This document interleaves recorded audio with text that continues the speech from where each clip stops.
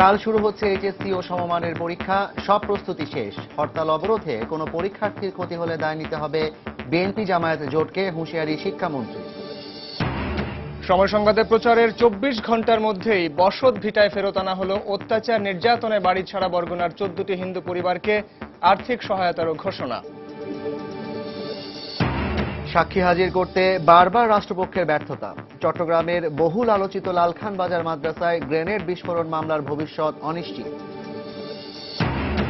পয়লা বৈশাখের সামনে রেখে বরিশালের পাইকারি বাজারে দফায় দফায় বাড়ছে ইলিশের দাম আরও বাড়ার আশঙ্কা। এবং মহড়া কক্ষ ও স্থায়ী নাট্যমঞ্চ না থাকায় দিনে দিনে পিছিয়ে পড়ছে সিলেটের নাট্যচর্চা। স্কুল ছুটির পর শ্রেণীকক্ষগুলোকে কাজে লাগানোর তাগিদ।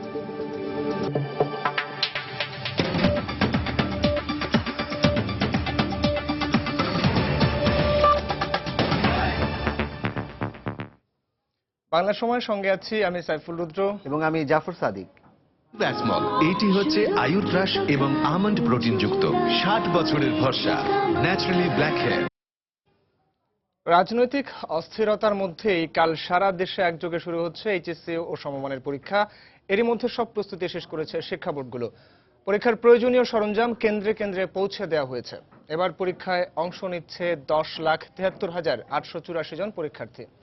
নেওয়া হয়েছে পর্যাপ্ত নিরাপত্তা ব্যবস্থাও। ব্যুরো রিপোর্টার এবং জেলা প্রতিনিধিদের পাঠানো তথ্য ছবি নিয়ে ডেস্ক রিপোর্ট। চট্টগ্রাম শিক্ষা বোর্ডে এবছর এইচএসসি পরীক্ষায় 92টি কেন্দ্রে অংশ নেবে 80,659 জন শিক্ষার্থী। পরীক্ষার সব ধরনের প্রস্তুতি ইতিমধ্যেই শেষ হয়েছে। পরীক্ষা উপলক্ষে গঠন করা হয়েছে 50টি ভিজিল্যান্স টিম। এক কথায় বলা যায় আমরা চূড়ান্তভাবে প্রস্তুত। আমরা যে কোনো পরিস্থিতিতেই আমাদের এবার এসএসসি পরীক্ষা আমরা নেব।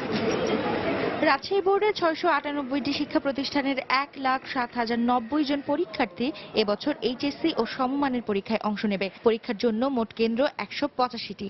পরীক্ষা চলাকালীন অবস্থায় 150টি ভিজিল্যান্স ও 7টি ঝটিকা দল নিরাপত্তা রক্ষায় কাজ করবে। সিলেট বিভাগের 4টি জেলার 75টি কেন্দ্রে পৌঁছে গেছে পরীক্ষা সামগ্রী। পাশাপাশি প্রয়োজনীয় নিরাপত্তা ব্যবস্থা গ্রহণ করা হয়েছে প্রতিটি কেন্দ্রে। এবছর বোর্ডে এইচএসসি ও সমমানের পরীক্ষায় 58,063 জন পরীক্ষার্থী রয়েছে। বিজিবিএস থেকে প্রশ্নগুলো ছাপা করে প্রশ্ন ট্রাঙ্কজাত করে সেন্টারে প্রশ্ন ট্রেজারিতে পৌঁছে দিছি। ইতিমধ্যে ট্রেজারি থেকে প্রশ্ন সেন্টারে চলে গেছে। বরিশালে 301টি শিক্ষা প্রতিষ্ঠানে 56,600 পরীক্ষার্থীর জন্য মোট 109টি কেন্দ্র এখন পুরোপুরি প্রস্তুত। যে কোনো রকম অপ্রীতিকর ঘটনা এড়াতে প্রতিটি কেন্দ্রের 200 গজের মধ্যে জারি করা হয়েছে 144 ধারা। ইউনিফর্মধারী পুলিশের পাশাপাশি সাদা পোশাকে পুলিশ থাকবে। নিশ্চিন্ত মনে যাতে পরীক্ষা হলে আসতে পারে এবং বাড়িতে যাতে ফিরে যেতে পারে, এই জন্য রাস্তায় আমাদের নিরাপত্তা ব্যবস্থা থাকবে। দিনাজপুর শিক্ষা বোর্ডের অধীনে পরীক্ষায় 8টি জেলার 887টি শিক্ষা প্রতিষ্ঠানের 90,381 জন পরীক্ষার্থী অংশ নেবে। আর এজন্য কেন্দ্র রয়েছে 182টি। এই হরতাল অবরোধের মধ্যে এসএসসি পরীক্ষা অনেকটা বাধাগ্রস্ত হয়েছে। যদি এমনই ভাবে আমাদের এইচএসসিটা বাধাগ্রস্ত হয় তাহলে এটা তো আমাদের অনেক ইম্পর্টেন্ট একটা পরীক্ষা আমাদের লাইফের। আমাদের ফিউচারটাই অনিশ্চয়তার মধ্যে চলে আসবে। যশোর বোর্ডের কেন্দ্রগুলোতে প্রায় এক সপ্তাহ আগেই পৌঁছে গেছে পরীক্ষার উপকরণ। এই বোর্ডে এবছর 212টি কেন্দ্রে পরীক্ষা অনুষ্ঠিত হবে। আর মোট পরীক্ষার্থী 1,16,905 জন। পরীক্ষা অনুষ্ঠানের জন্য যত প্রস্তুতিমূলক যত কাজ আছে ইতিমধ্যে আমরা শেষ করেছি। এদিকে কুমিল্লা বোর্ডের অধীনে 6টি জেলার 175টি পরীক্ষা কেন্দ্রে পৌঁছে গেছে প্রয়োজনীয় সরঞ্জাম। বোর্ডে এবার 1,09,74 জন পরীক্ষার্থী অংশ নেবে। সাবিহানিপা, সময় সংবাদ। এদিকে পরীক্ষা চলাকালে কোনো সহিংস রাজনৈতিক কর্মসূচির কারণে পরীক্ষার্থীদের সামান্যতম ক্ষতি হলে বিএনপি জামায়াতকেই তার দায় নিতে হবে বলে হুঁশিয়ারি উচ্চারণ করেছেন শিক্ষামন্ত্রী নুরুল ইসলাম নাহিদ। দুপুরে শিক্ষা মন্ত্রণালয়ে সাংবাদিকদের একথা বলেন তিনি। মন্ত্রী বলেন, 20 দলের ডাকা হরতাল অবরোধ অকার্যকর হওয়ায় পরীক্ষার সময়সূচিতে কোনো পরিবর্তন আনা হবে না এবং নির্ধারিত সময়সূচি অনুসারেই সব পরীক্ষা অনুষ্ঠিত হবে। কোনো হরতালও হয় না, কোনো অবরোধও হয় না, এবং হরতাল অবরোধ এইগুলার নাম ধারণ করে কিছু লোককে হত্যা করা ছাড়া এই হরতাল আহ্বানকারীদের আর কোনো কাজ নাই। নির্ধারিত রুটিন অনুসারে বুধবার থেকে পরীক্ষা শুরু হবে, এই রুটিন অনুসরণ করা হবে। নিরাপত্তার জন্য পরীক্ষা দিতে পারে, এই জন্য আমরা বাড়তি আইন শৃঙ্খলার সুযোগ আমরা গ্রহণ করছি। রাজনৈতিক, সামাজিক সংগঠন, সাংস্কৃতিক সংগঠন সবার প্রতি সবাই যেন সহযোগিতা করেন। তারা আমাদের শিক্ষার্থী, আমরা আমাদের জান প্রাণ দিয়ে তাদের সব রকমের সহযোগিতা দিয়ে যাব। আর আমরা আশা করব যে কেউ তাদের পথে কোথাও বাধা সৃষ্টি করবেন না। যদি চুল পরিমাণ কোনো ক্ষতি আমাদের ছেলে মেয়েদের হয়, তার জন্য দায় দায়িত্ব সমস্ত বর্তাবে বিএনপি, জামাত, এই জোট যারা এইরকম একটা হিংস্র পথ অবলম্বন করে মানুষ হত্যার পথ গ্রহণ করছেন, তাদের উপর বর্তাবে। এদিকে এইচএসসি পরীক্ষার সময় বিএনপিকে হরতাল অবরোধের মতো কোনো কর্মসূচি না দেওয়ার আহ্বান জানিয়েছেন খাদ্যমন্ত্রী অ্যাডভোকেট কামরুল ইসলাম। সকালে আমিন বাজারে একটি স্কুলের অনুষ্ঠানে প্রধান অতিথির বক্তব্যে তিনি একথা বলেন।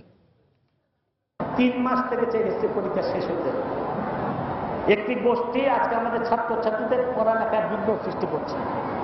তারা নতুন বই পেয়েছে, নতুন বই তারা হাতে নিয়ে পড়তে পারে না। এই ইন্টারমিডিয়েট পরীক্ষা এখন পর্যন্ত হরতাল অবরোধ তারা প্রত্যাহার করে না, উঠায় না। নির্বাচনের জন্য ঢাকা সিটি কর্পোরেশন এবং চট্টগ্রাম সিটি কর্পোরেশন এলাকায় হরতাল অবরোধ নাই ঠিকই, কিন্তু সমস্ত বাংলাদেশে এখনো আগুনে মানুষ পুড়িয়ে মারার জন্য এই অস্ত্রটা, অবরোধের অস্ত্রটা, হরতালের অস্ত্রটা তারা এখন অব্যাহত রেখেছে।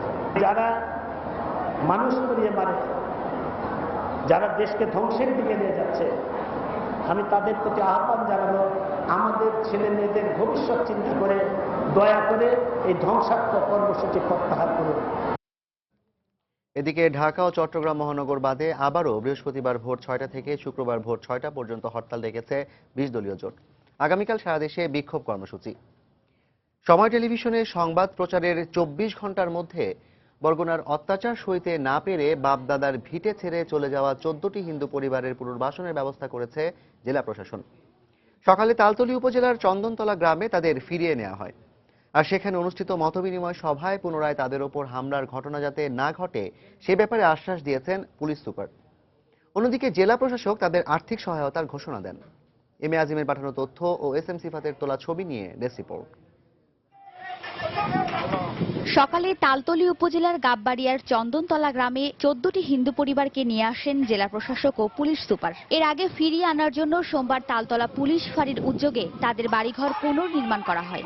বাপ দাদার ঘরবাড়ি ফিরে পেয়ে কান্নায় ভেঙে পড়েন হিন্দু পরিবারগুলো। এ সময় সেখানে আয়োজিত মতবিনিময় সভায় ভিটে ছেড়ে যাওয়া হিন্দু পরিবারগুলো সন্ত্রাসী রশিদ ও জাকির সর্দারের দিনের পর দিন অমানবিক অত্যাচারের কথা তুলে ধরেন। পাশাপাশি প্রশাসনের কাছে পূর্ণ নিরাপত্তার দাবিও জানান তারা। আমরা নিরাপত্তাটা কঠিনভাবে চাই, যার ফলে যেন আমরা থাকতে পারতেছি। সবকিছুই আমাদের এখন ভালো লাগে।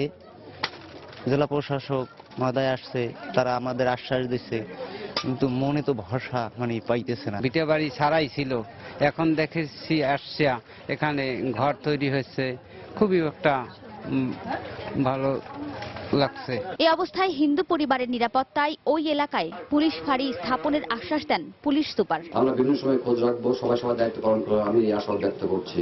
আর পুলিশের যে আপনারা বলেছেন ক্যাম্প ট্যাম্প কত কিছু, সবকিছুই আমার নলেজ যখন আসছে আপনার সবকিছু পাবেন। দেখবেন হয়তো আমি অন্য ড্রেসে ঘুরতে ঘুরতে এই এলাকায় ঘুরছি আপনার এলাকায়।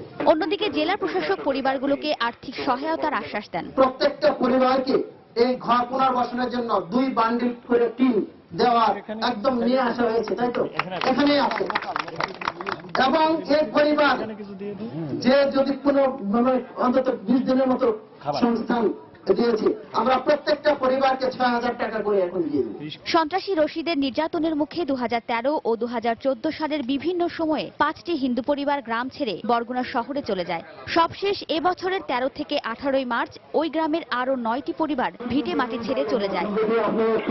সময় সংবাদ, বরগুনা। বাংলা সময় আরো থাকছে।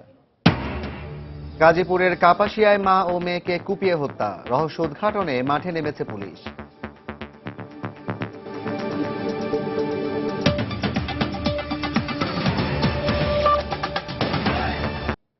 রাষ্ট্রপক্ষ বারবার সাক্ষী হাজির করতে ব্যর্থ হওয়ায় চট্টগ্রামের বহুল আলোচিত লালখান বাজার মাদ্রাসায় গ্রেনেড বিস্ফোরণ মামলার ভবিষ্যৎ অনিশ্চিত হয়ে পড়েছে। মামলার বিচার শুরু হলেও সাক্ষ্য গ্রহণ পর্যায়ে এসে স্থবির হয়ে পড়েছে কার্যক্রম। আদালত থেকে 18 বার সমন জারি করা হলেও কোনো সাক্ষী উপস্থাপন করা যায়নি। অথচ চাঞ্চল্যকর মামলা হিসেবে দ্রুত নিষ্পত্তির জন্য মামলাটি বিভাগীয় দ্রুত বিচার ট্রাইব্যুনালে পাঠানো হয়েছিল। বিস্তারিত জানাচ্ছেন কমল দে। আলোড়ন সৃষ্টিকারী এই মামলায় আসামি হিসেবে রয়েছেন হেফাজতে ইসলামের নায়েবে আমির মুফতি ইজাহারুল ইসলাম এবং তার ছেলে সাহিত্য ও প্রশিক্ষণ বিষয়ক সম্পাদক মুফতি হারুন সহ 9 জন। চট্টগ্রামের প্রথম অতিরিক্ত মহানগর দায়রা জজ আদালতে গত বছরের 6 জুন 9 আসামির বিরুদ্ধে চার্জ গঠনের পর মামলাটি দ্রুত নিষ্পত্তির সিদ্ধান্ত নেয় সরকার। সেই অনুযায়ী মামলার নথি বিভাগীয় দ্রুত বিচার ট্রাইব্যুনালে প্রেরণ করা হলো। সাক্ষী না আসায় মামলার কার্যক্রম স্থবির হয়ে পড়েছে। এ পর্যন্ত 18টা ডেট চলে গিয়েছে, কোনো সাক্ষী এ পর্যন্ত আসে নাই এবং এইভাবে সাক্ষী না আসার কারণে মামলাটার ভবিষ্যৎ নিয়ে আমি ব্যক্তিগতভাবে শঙ্কিত।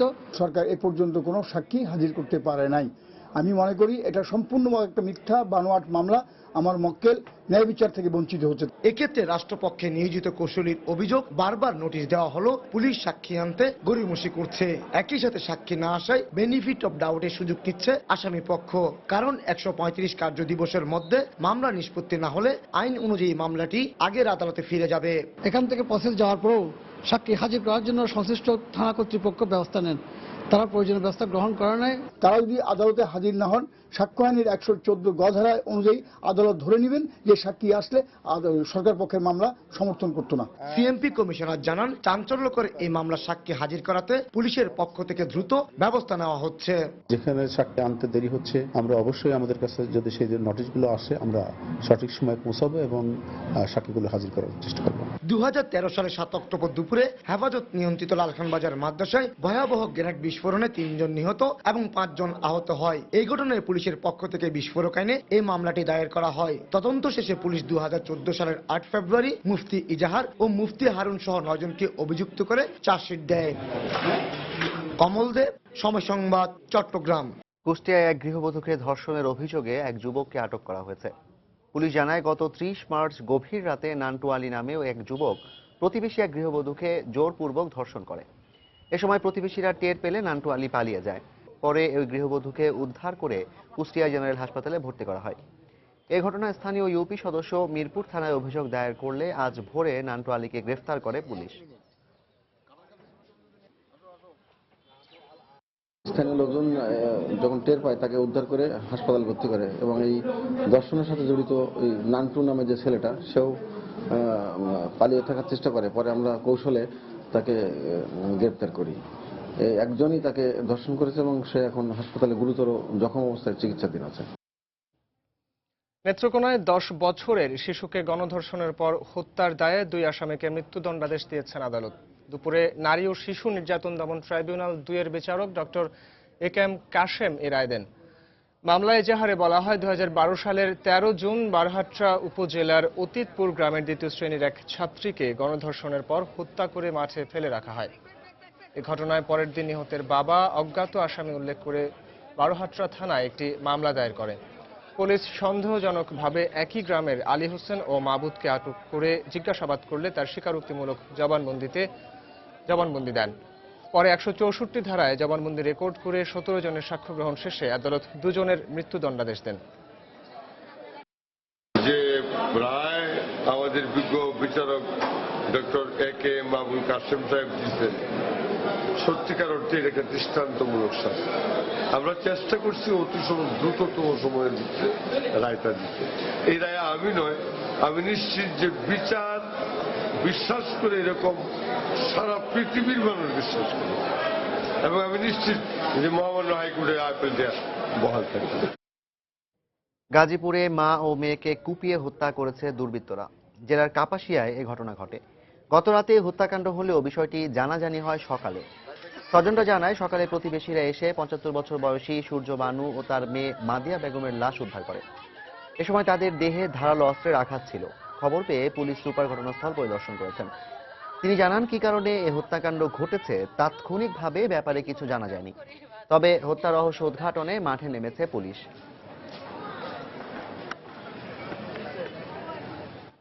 যেহেতু তার ছেলে বিদেশ থাকে, কিছু টাকা হয়তো মাসে মাসে পাঠায়, সে টাকাটা হয়তো নেওয়ার জন্য, কি 2000-3000 টাকা বেশি হবে না, সেই টাকাটি নেওয়ার জন্য কোনো দুর্বৃত্তরা বা কোনো এডিক্টেড পার্সন এই কাজটি ঘটাতে পারে।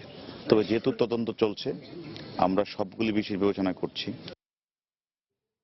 চাঁপাইনবাবগঞ্জে পদ্মায় নৌকাডুবির ঘটনায় 2 জনের লাশ উদ্ধার করা হয়েছে। দুপুর 12টার দিকে তাদের লাশ উদ্ধার করে ফায়ার সার্ভিস। এই ঘটনায় এখনো আরো 2 জন নিখোঁজ রয়েছেন। ফায়ার সার্ভিস জানায় গতকাল সন্ধ্যায় ঝড়ের কবলে পড়ে শিবগঞ্জ উপজেলার বনহরপুর ট্র্যাক এলাকায় যাত্রীবাহী নৌকাটি ডুবে যায়। এ সময় অনেকেই সাঁতার কেটে তীরে আসতে পারলেও নিখোঁজ হয় 4 জন। ঘটনার পরপরই খবর পেয়ে ঘটনাস্থলে পৌঁছে উদ্ধার অভিযান শুরু করে ফায়ার সার্ভিস। পরে দুপুরে খাঁচরা পাড়ার এলাকায় নদীতে ভাসমান অবস্থায় 2 জনের লাশ উদ্ধার করা হয়। তবে নিখোঁজ 2 জনের সন্ধানে এখনো উদ্ধার অভিযান চালাচ্ছে ফায়ার সার্ভিস। নবাবগঞ্জ এবং শিবগঞ্জের অফিসার কর্মচারী সহ আমরা এখানে উপস্থিত হয়েছি, উদ্ধার তৎপরতা আমরা চালাইতেছি। নৌকাটা কম করে হলেও 12 ফিট পানির নিচে ডুবন্ত অবস্থায় আছে। আমার ডুবুরি সেখানে গেছে, সার্চ করা হয়েছে। নিহত ব্লগার ওয়াশিকুর রহমানের লাশ নিজ বাড়িতে লক্ষ্মীপুরের রামগঞ্জে পারিবারিক কবরস্থানে দাফন করা হয়েছে। সকাল 9টায় উপজেলার হাজীপুর গ্রামের উত্তর হাজীপুর দাইগড়া মসজিদে মাঠে ওয়াশিকুরের জানাজা অনুষ্ঠিত হয়। পরে গ্রামের আব্দুল করিম হাজী বাড়ির পারিবারিক কবরস্থানে দাফন সম্পন্ন হয় তার। গতকাল সকালে রাজধানীর তেজগাঁওয়ের বেগুনবাড়ি এলাকায় ব্লগার ওয়াশিকুর রহমানকে কুপিয়ে হত্যা করা হয়।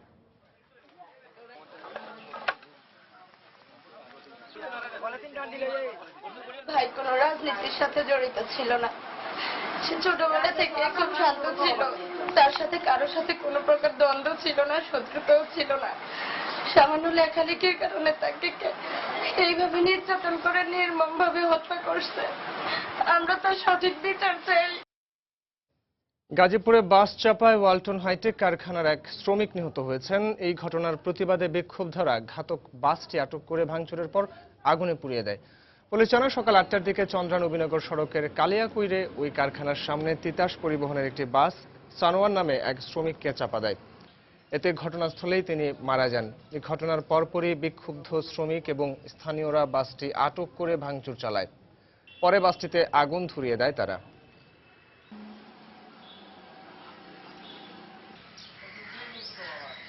খুলনায় গতকাল ট্রাকের ধাক্কায় নিহত স্কুল ছাত্র অমিত নিহতের ঘটনায় ঘাতক ট্রাক চালককে আটকের দাবিতে মানববন্ধন করেছে শিক্ষক শিক্ষার্থীরা।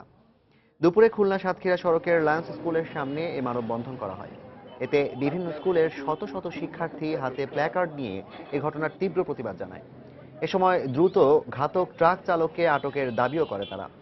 এছাড়া গতকাল একই ঘটনায় আহত অন্য 2 শিক্ষার্থী আলভি ও টিটুর সুচিকিৎসায় সরকারি সাহায্যের দাবি জানায় শত শত শিক্ষার্থী।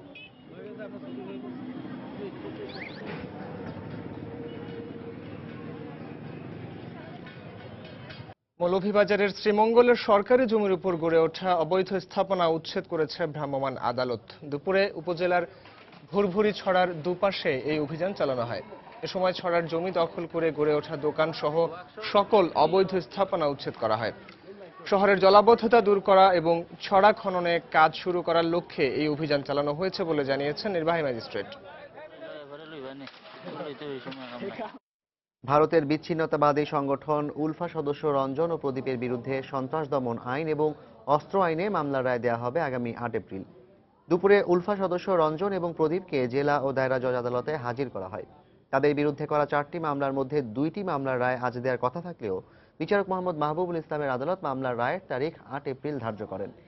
2010 সালের 7 সেপ্টেম্বর ভৈরব থেকে 2টি বিদেশি পিস্তল, 2টি রিভলভার, 4টি হাতবোমা এবং বিস্ফোরক দ্রব্য সহ তাদেরকে আটক করা হয়। পরে তাদের বিরুদ্ধে সন্ত্রাস দমন, অস্ত্র, অবৈধ অনুপ্রবেশ এবং বিস্ফোরক দ্রব্য আইনে 4টি মামলা দায়ের করা হয়। কথা ছিল লাস্টে 2টা মামলা রায় হয় নাই, আগামী 8 তারিখ রায় হবে। আর একটা মামলা যেটা বিস্ফোরক দ্রব্য আইন, এটা বিষয়াধীন আছে। চাঞ্চল্যকর উলফা নেতার মামলা, অস্ত্র মামলা, মেজর রঞ্জন মামলা রায় হওয়ার কথা ছিল। বিজ্ঞ আদালত আগামী 8 এপ্রিল মাসের 8 তারিখে মামলার পরবর্তী তারিখ ধার্য করেছেন। কুষ্টিয়ার 40 পাড়া সীমান্ত এলাকায় বিএসএফ এর গুলিতে 2 বাংলাদেশি গরু ব্যবসায়ী আহত হয়েছেন। বিজিবি জানায় ভোর 6টার দিকে ভারত থেকে গরু নিয়ে আসার পথে দৌলতপুর উপজেলার 40 পাড়া এলাকায় পৌঁছালে বাংলাদেশি 2 গরু ব্যবসায়ীকে লক্ষ্য করে গুলি ছোড়ে বিএসএফ।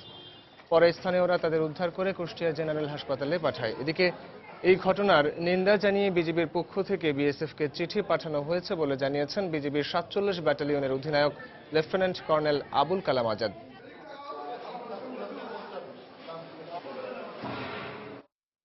কক্সবাজার থেকে মোহাম্মদ আলী নামের এক শীর্ষ মানব পাচারকারীকে গ্রেফতার করেছে জেলা গোয়েন্দা পুলিশ। গত রাত 12টার দিকে কক্সবাজার সদর উপজেলার ঈদগাঁও স্টেশন এলাকা থেকে তাকে গ্রেফতার করা হয়। পুলিশ জানায় এই সময় সে বাসে করে পালিয়ে যাওয়ার চেষ্টা করছিল। গত 29 জানুয়ারি বঙ্গোপসাগরের কুতুবদিয়ার খুদিয়ার টেক পয়েন্টে শতাধিক মালয়েশিয়াগামী যাত্রীসহ ট্রলার ডুবির ঘটনায় দায়ের করা মামলার মূল এজাহারভুক্ত আসামি মোহাম্মদ আলী। মানব পাচারকারী বহনকারী ট্রলার কুতুবদিয়া চ্যানেল অতিক্রম করার সময় দুর্ঘটনায় কবলে পড়ে। সেখান থেকে 43 জনকে জীবিত উদ্ধার করা হয় এবং 9 জনের লাশ উদ্ধার করা হয়। এ ব্যাপারে মামলা হয়েছে। এই মামলায় সে এজাহারের আসামি। তার বিরুদ্ধে 3 জন আসামি, গ্রেপ্তারকৃত 3 জন আসামি তার বিরুদ্ধে জবানবন্দি প্রদান করছে। সে কক্সবাজারের শীর্ষ মানব পাচারকারী। জামালপুরের ব্যবসায়ী আওলাদের হত্যাকারীদের বিচারের দাবিতে মানববন্ধন করেছেন এলাকাবাসী। সকালে শহরের শহীদ মিনার চত্বরে ঘণ্টাব্যাপী এই মানববন্ধন করা হয়। জেলা চেম্বার অব কমার্সের পরিচালক সহ বিভিন্ন ব্যবসায়ী সংগঠনের নেতা কর্মীরা এতে অংশ নেন।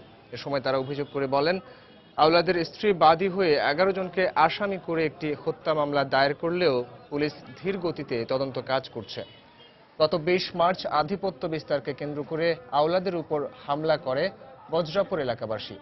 পরে গত 26শে মার্চ ঢাকার একটি বেসরকারি হাসপাতালে চিকিৎসাধীন অবস্থায় মারা যান তিনি।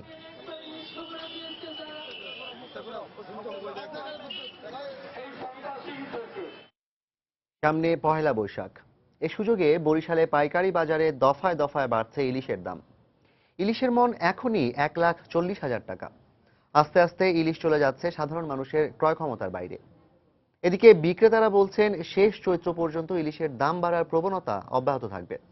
আমিনুল ইসলামের তোলা ছবিতে বিস্তারিত জানাচ্ছেন ফিরদৌস সোহাগ। বাংলা নববর্ষ উপলক্ষে দেশ বিদেশের বাঙালিদের কাছে ইলিশের কদর অনেক বেড়ে যায়। এ কারণে বেড়ে গেছে ইলিশের চাহিদা, কিন্তু সরবরাহ চাহিদার তুলনায় অনেক কম। তাই লাফিয়ে লাফিয়ে বাড়ছে ইলিশের দাম। ফলে ইলিশ এখন সাধারণ মানুষের ক্রয় ক্ষমতার বাইরে বলে জানান ক্রেতারা। আগে যে মাছটা 700 থেকে 800 টাকা করে কেজি কিনা লাগতো, আজকে সেটা 1000-1200 টাকা দিয়ে কেজি কিনতেছি। যে কোনো ক্রেতাই এটা কিনতে পারবে না। যাদের পয়সা আছেন তারাই এগুলো কিনতে পারবেন। সাধারণ মানুষের জন্য এই ইলিশ মাছ কেনা বড় অসম্ভব হয়ে দাঁড়াইছে। মানুষের হাতের নাগালের বাইরে চলে গেছে ইলিশ মাছের দাম। বরিশালে 1.5 কেজি ওজনের ইলিশের পাইকারি মন এখনই 1,40,000 টাকা বলে জানান পাইকারি বিক্রেতারা। 1 কেজি 200 গ্রামের মাছের দাম গেছে 90 থেকে 95,000 টাকা। 1 কেজি মাছের মূল্য গেছে আজকে 83 থেকে 85,000 টাকা। একদিকে অভিযান, এই জন্য মাছ আসতেছে না, আর একজনের আমরা পান্তা ইলিশের জন্য এই জন্য মাছের দাম বৃদ্ধি। অন্যদিকে ইলিশের আড়তদাররা বলছেন 30 চৈত্র পর্যন্ত ইলিশের দাম বাড়া অব্যাহত থাকবে। পয়লা বৈশাখ সামনে এবং জাটকা রক্ষার অভিযান চলতেছে। এই কারণে আমদানি কম হওয়ার কারণে ইলিশের চাহিদার তুলনায় আমদানি কম, সেই জন্য দাম বাড়তেছে। এই দামটা 30শে চৈত্র পর্যন্ত অব্যাহত থাকবে, এরপর বাজার স্বাভাবিক হয়ে যাবে। ইলিশ মৌসুমে এখানকার মোকামে 2 থেকে 3,000 মেট্রিক টন ইলিশ দৈনিক বেচা কেনা হয়। সরবরাহ কম থাকায় এখন দৈনিক মাত্র 150 থেকে 200 মেট্রিক টন ইলিশ বেচা কেনা হচ্ছে। ফিরদৌস সোহাগ, সময় সংবাদ, বরিশাল। নারায়ণগঞ্জ আগামী বছরের স্নান উৎসবের আগেই নারায়ণগঞ্জের লাঙ্গলবন্দে ব্রহ্মপুত্র নদী খনন, সমস্ত ঘাট ও রাস্তা সংস্কার সহ অবৈধ স্থাপনা উচ্ছেদ করার জন্য আহ্বান জানিয়েছেন গণফোরামের সভাপতি ডক্টর কামাল হোসেন। বিকেলে নারায়ণগঞ্জের লাঙ্গলবন্দে দুর্ঘটনাস্থল পরিদর্শনে গিয়ে সাংবাদিকদের একথা বলেন তিনি। কেন আমি যেটা দেখতে চাই যে এখানে কচুরিপানা পরিষ্কার হয়েছে, ড্রেজিং হয়েছে, ঘাটগুলো উন্নত করা হয়েছে, রাস্তা উন্নত করা হয়েছে, যারা জবরদখল করে হ্যাঁ ব্রিজগুলোর উন্নতি হয়েছে। লক্ষ লক্ষ লোক কত দেশগুলো থেকে আসে, সুন্দর গাছপালা সবই তারা সুন্দর বলবে, কিন্তু এখানকার ব্যবস্থাটাও সুন্দর এটা যেন বলতে পারে। বিজ্ঞান ভিত্তিক তথ্য জানি, দুর্যোগের ক্ষতি কমিয়ে আনি, এই স্লোগানকে সামনে রেখে সারা দেশে পালিত হলো জাতীয় দুর্যোগ প্রস্তুতি দিবস। সকালে খুলনা সার্কিট হাউস থেকে জেলা প্রশাসকের নেতৃত্বে একটি বর্ণাঢ্য র্যালি বের করা হয়। র্যালিটি বিভিন্ন সড়ক ঘুরে আবারও জেলা প্রশাসকের কার্যালয়ে গিয়ে শেষ হয়। পরে সেখানে আলোচনা সভা অনুষ্ঠিত হয়।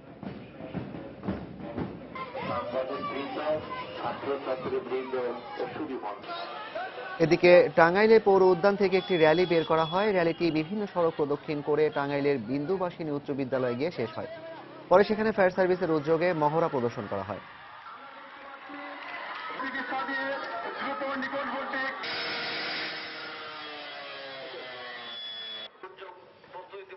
এছাড়া মেহেরপুর, হিলি, নওগাঁ, নড়াইল ও সাতক্ষীরায় বর্ণাঢ্য র্যালি ও আলোচনা সভা অনুষ্ঠিত হয়েছে।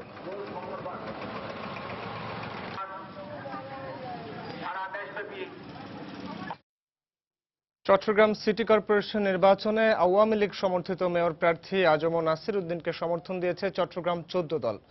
দুপুরে একথা জানান জাসদের কার্যকরী সভাপতি মঈনুদ্দিন খান বাদল। 14 দলের মনোনীত প্রার্থী আজম নাসিরের সপক্ষে সর্বাত্মকভাবে সাফল্যমণ্ডিত করার জন্য, তাকে ভোটে নির্বাচিত করার জন্য সর্বাত্মকভাবে চেষ্টা করব। সবাই মিলে শপথ করি, দুর্নীতিবাজদের ঘৃণা করি, এই স্লোগান নিয়ে গোপালগঞ্জ ও মেহেরপুরে দুর্নীতি প্রতিরোধ সপ্তাহ পালন করা হয়েছে। সকালে গোপালগঞ্জ দুর্নীতি প্রতিরোধ কমিটির আয়োজনে জেলা শিল্পকলা একাডেমি থেকে একটি বর্ণাঢ্য র্যালি বের করা হয়। পরে র্যালি নিয়ে বিভিন্ন সড়ক ঘুরে আগের স্থানে গিয়ে মানববন্ধন করেন জেলা প্রশাসক সহ ঊর্ধ্বতন কর্মকর্তারা।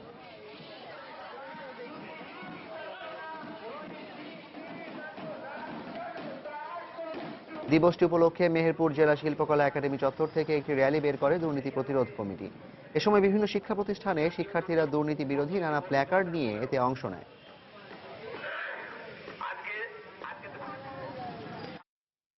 নারায়ণগঞ্জে ডাকাতি হওয়া বিপুল পরিমাণ রফতানিমুখী ভোজ্য তেল ও বিভিন্ন মালামাল সহ 9 জনকে আটক করা হয়েছে। দুপুরে জেলা পুলিশ সুপারের কার্যালয়ে এক সংবাদ সম্মেলনে অতিরিক্ত পুলিশ সুপার মোহাম্মদ মুখলিসুর রহমান এই তথ্য জানান। গত 3রা মার্চ রাতে বন্দর উপজেলার রাজকামাল এভারেস্ট কর্পোরেশনের গোডাউনে হানা দেয় একদল ডাকাত। পরে তারা সেখান থেকে রফতানিমুখী বিপুল পরিমাণ ভোজ্য তেল সহ বিভিন্ন মালামাল লুট করে নিয়ে যায়। এই ঘটনায় পুলিশ গত কয়েকদিন আলাদা অভিযান চালিয়ে কেরানীগঞ্জ, সিদ্দিরগঞ্জ, কাজপুর ও ফতুল্লা থেকে 9 জনকে আটক করে। পরে তাদের দেয়া তথ্য অনুযায়ী বিপুল পরিমাণ সরিষার তেল, কম্পিউটার সহ অন্যান্য মালামাল উদ্ধার করা হয়।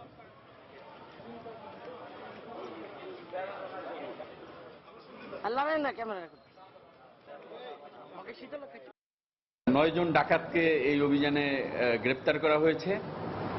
আর যারা এখনো বাকি আছে তাদেরকে আমাদের অভিযান চলছে এবং শীঘ্রই আমরা তাদেরকে গ্রেপ্তার করতে পারবো এই আশা রাখছি আমরা।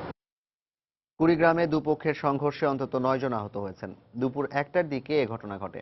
পুলিশ জানায়, বাকরের হাট ফাজিল মাদ্রাসার অধ্যক্ষের অনিয়মের অভিযোগে গত 16 দিন আগে মাদ্রাসায় তালা ঝুলিয়ে দেয় বিক্ষুব্ধ এলাকাবাসী। আলিম পরীক্ষাকে সামনে রেখে দুপুরে উপজেলা চেয়ারম্যান হায়দার আলী, উপজেলা নির্বাহী কর্মকর্তা মাহমুদ মনসুর আলম খান ও পুলিশের ঊর্ধ্বতন কর্মকর্তারা এক বৈঠকে বসেন। এ সময় অধ্যক্ষের সমর্থক ও গ্রামবাসীর মধ্যে কথা কাটাকাটি হয়। এরই এক পর্যায়ে তারা লাঠিসোঁটা নিয়ে সংঘর্ষে জড়িয়ে পড়ে। এতে উভয় পক্ষের অন্তত 9 জন আহত হন। পরে পুলিশের হস্তক্ষেপে পরিস্থিতি নিয়ন্ত্রণে আসে। বাংলাদেশ ভারত ছিটমহল চুক্তি ও সীমান্ত হত্যা বন্ধে নেওয়া কার্যকর পদক্ষেপের অগ্রগতির কথা জানিয়েছেন ভারতের কেন্দ্রীয় স্বরাষ্ট্রমন্ত্রী রাজনাথ সিং।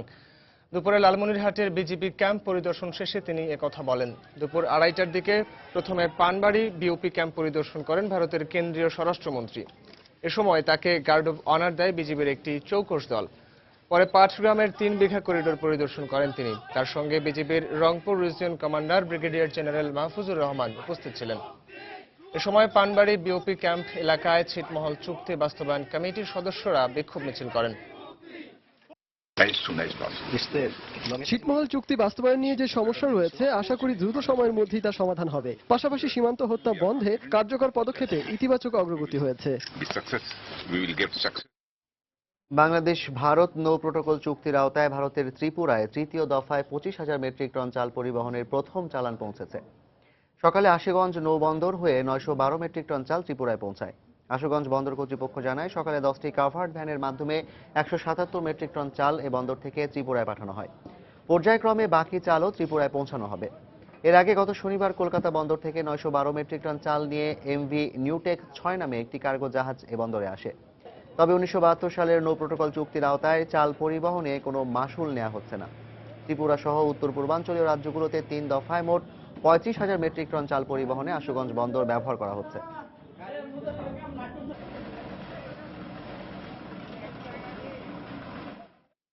স্বৈরাচার বিরোধী আন্দোলন সহ সব প্রগতিশীল জাতীয় ও স্থানীয় আন্দোলনে সিলেটের নাট্যকর্মীরা অগ্রণী ভূমিকা পালন করেছেন।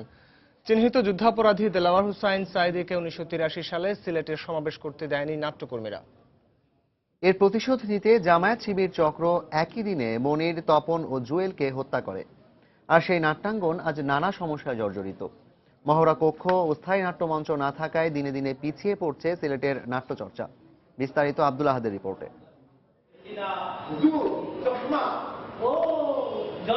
পহেলা এপ্রিল থেকে সিলেটে শুরু হচ্ছে সপ্তাহব্যাপী নাট্য উৎসব। এই উৎসবে নাটক মঞ্চস্থ করবে নান্দিক নাট্যদল। এখন প্রতিদিন চলছে নাটকের মহড়া। নাট্যদলগুলোর কোনো নিজস্ব মহড়া কক্ষ না থাকায় নগরীর নয়া সড়কের এই মন্দিরে মহড়ায় ব্যস্ত নাট্যকর্মীরা।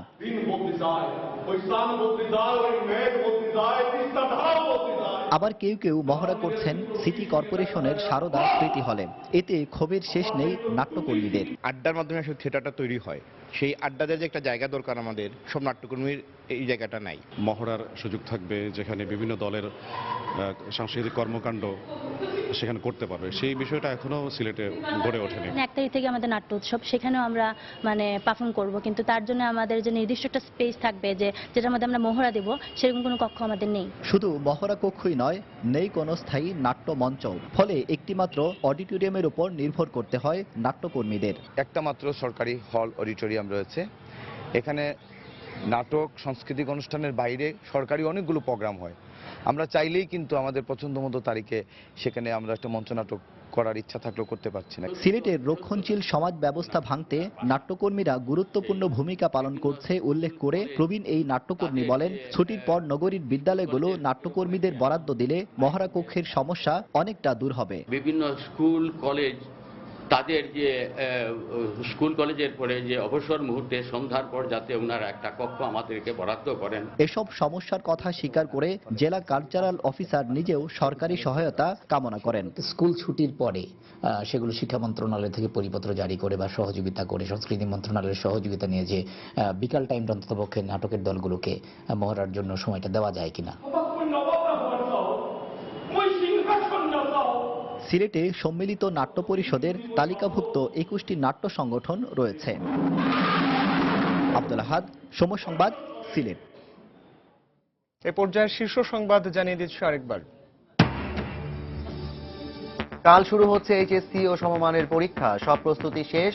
হরতাল অবরোধে কোনো পরীক্ষার্থীর ক্ষতি হলে দায় নিতে হবে বিএনপি জামায়াত জোটকে হুঁশিয়ারি শিক্ষামন্ত্রী। সময় সংবাদে প্রচারের 24 ঘন্টার মধ্যে বসত ভিটায় ফেরত আনা হলো অত্যাচার নির্যাতনে বাড়ি ছাড়া বরগুনার 14টি হিন্দু পরিবারকে আর্থিক সহায়তার ঘোষণা। সাক্ষী হাজির করতে বারবার রাষ্ট্রপক্ষের ব্যর্থতা। চট্টগ্রামের বহুল আলোচিত লালখান বাজার মাদ্রাসায় গ্রেনেড বিস্ফোরণ মামলার ভবিষ্যৎ অনিশ্চিত। পহেলা বৈশাখের সামনে রেখে বরিশালের পাইকারি বাজারে দফায় দফায় বাড়ছে ইলিশের দাম আরও বাড়ার আশঙ্কা। এবং মহড়া কক্ষ ও স্থায়ী নাট্যমঞ্চ না থাকায় দিনে দিনে পিছিয়ে পড়ছে সিলেটের নাট্যচর্চা। স্কুল ছুটির পর শ্রেণীকক্ষগুলোর কাজে লাগানোর তাগিদ। দর্শক, ছিল বাংলার সময়। যে কোনো খবর পেতে ভিজিট করুন সময়নিউজ.tv। এছাড়া এইমাত্র পাওয়া খবর আপনার মোবাইলে পেতে SMS করুন *BN লিখে পাঠিয়ে দিন 1624 নম্বরে। আর সঙ্গে থাকুন সময়।